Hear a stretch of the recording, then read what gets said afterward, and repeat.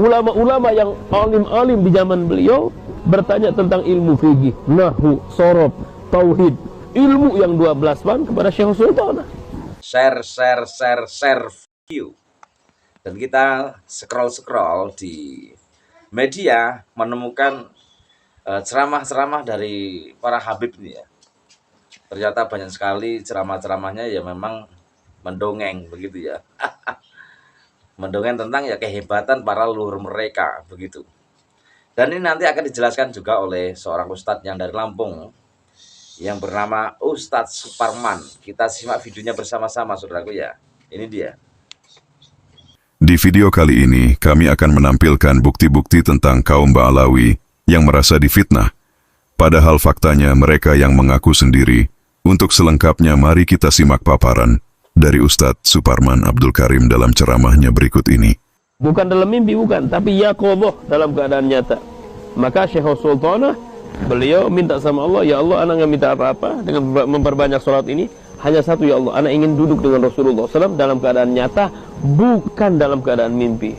Maka dari situlah Syekh Sultanah beliau duduk setiap hari dengan Rasulullah SAW. Oh, langsung yaqoboh. Itu wali ada magomnya di sana di Hadramut ada. Kamu terjaga dengan Rasulullah. Terjaga. Bahkan setelah itu datanglah Sayyidina Abu Bakar As-Siddiq berbincang dengan Syekh Sultanah, Sayyidina Umar, Sayyidina Utsman, Sayyidina Ali. Bahkan orang tetangganya tahu, katanya saking sering Syekh Sultanah duduk dengan para sahabat yang 4 tersebut, tetangganya aja tahu, oh ini suara Sayyidina Abu Bakar As-Siddiq. Oh ini suara Sayyidina Umar. Oh ini suara Sayyidina Utsman. Oh ini suara Sayyidina Ali. Bukan itu saja, ulama-ulama yang alim-alim di zaman beliau bertanya tentang ilmu fikih, nahwu, sorof, tauhid, ilmu yang 12 ban kepada Syekh Sultanah. Dan Syekh bertanya, iya dijawab. Bisa jawab. Dan Syekh Sultanah menanyakan hukum tersebut langsung kepada Rasulullah sallallahu alaihi wasallam. Langsung kepada Rasulullah. Jika ingin tahu kabar-kabar, ja'ahun nabi wastiddar. Nabi langsung datang di dalam rumahnya Syekh Sultanah. Makanya orang dulu di daerah Tarim, di luar Tarim, kalau Syekh Sultanah itu tempatnya di luar kota Tarim, dekatnya Sayyidina Muhajir di sana. Itu apa namanya? Dikatakan kalau ada orang mau minta hajat, datang ke Syekh Sultanah. Syekh Sultanah, aku mau bangun rumah, hari apa yang bagus? Sebentar, aku tanya ke Nabi. Masuk ke kamar, Nabi langsung ada, ya godoh. Kamu nikahkan anak, sebentar, masuk ke Nabi. Sampai idza baga ilmul akhbar ja'ahun nabi. Sayyidina Abdurrahman bin Muhammad As-Sagaf alaihi ridwanullah 33 tahun beliau tidak pernah merebahkan pundaknya ke bumi, ma'asyiral muslimin.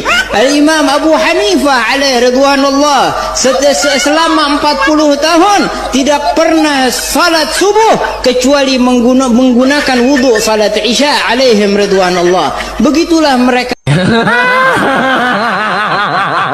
Dan satu hal yang hendak saya ingatkan, Nabi sallallahu alaihi wasallam telah bersabda, "Tsumma fitnatu sarra."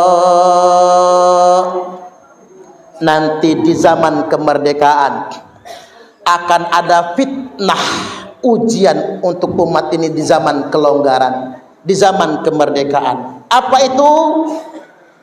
Dakhanuha min tahti qodama rajulin min ahli baiti. Fitnah itu akan keluar dari bawah telapak kaki laki-laki yang ngaku-ngaku ahlul bait, ngaku-ngaku anak cucu Nabi. Yaz'umu annahu minni, dia ngaku-ngaku anak cucuku kata Nabi. Walaisa minni, padahal dia bukan anak cucuku. Ngotot betul, maksa rakyat Indonesia untuk percaya kalau mereka ahlul bait Nabi. Ngotot betul, maksa rakyat Indonesia untuk percaya kalau mereka itu dzurriyyat Nabi. Kita diancam kualat, yang ingatan mereka dikatakan provokator, padahal mereka memang bukan anak cucu Nabi. Nah, muncul pertanyaan, mengapa zaman sekarang banyak orang ngaku-ngaku anak cucu Nabi? Karena Imam Mahdi mungkin akan segera muncul. Ciri Imam Mahdi akan segera muncul, banyak yang ngaku-ngaku anak cucu Nabi. Kalau kemarin kan banyak yang ngaku Nabi, namanya Nabi palsu. Sekarang banyak yang ngaku cucu Nabi, namanya cucu palsu. Mengapa banyak cucu-cucu palsu? Karena Imam Mahdi akan turun. Tanda Imam Mahdi akan datang. Banyak yang ngaku anak cucu Nabi. Mengapa?